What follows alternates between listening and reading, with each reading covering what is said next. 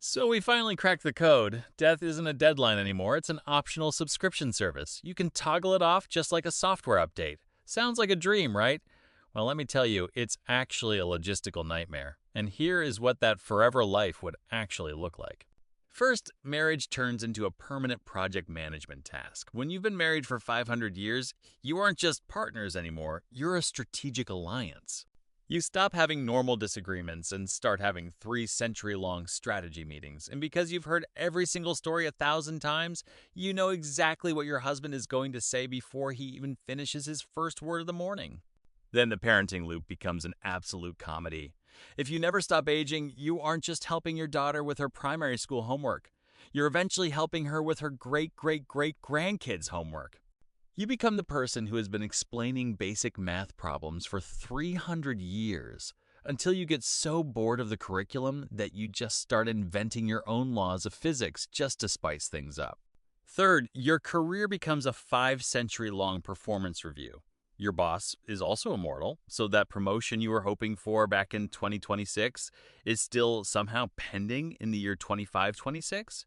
You've trained 14 replacements who all eventually quit out of boredom, while you're still technically the intern. Fourth, technology becomes its own special punishment. You've had to learn 40 different phone operating systems, 12 totally new social media platforms, and at least 3 completely different alphabets, because apparently in the year 2800, cursive comes back for some reason. You've forgotten more passwords than most people will ever create in an entire lifetime.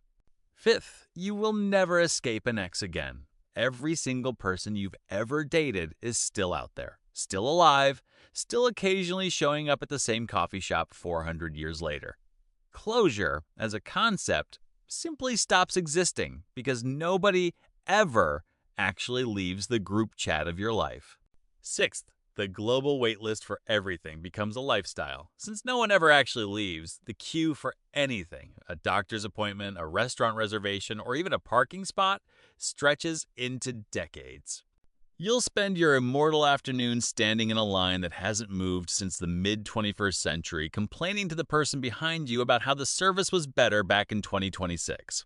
Seventh, your friend group chat never actually ends either. You've been in the same group chat for 400 years, and somebody's cousin is still, somehow, planning a reunion nobody wants to attend. You've muted and unmuted the same 3 people roughly 11,000 times. Eighth birthdays stop meaning anything after the first 100 or so. Nobody's baking a cake for your 600th birthday. They're just texting you a thumbs up if you're lucky. Even the calendar itself starts feeling less like a celebration and more like a formality nobody has the energy to keep pretending is special anymore.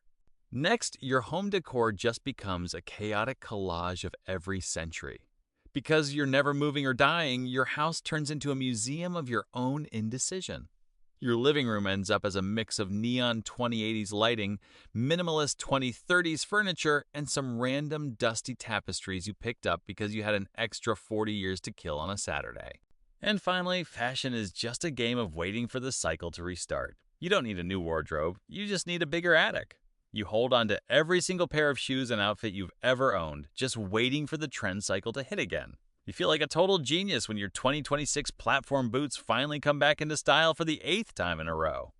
At this point, living forever doesn't feel like a superpower. It feels like being stuck in a very long, very crowded airport where the departure board hasn't updated in 3 lifetimes. The coffee shop has run out of names to misspell, and even the elevator music has looped back around twice. Honestly, I think I'd eventually hit the unsubscribe button just to finally get a good night's sleep.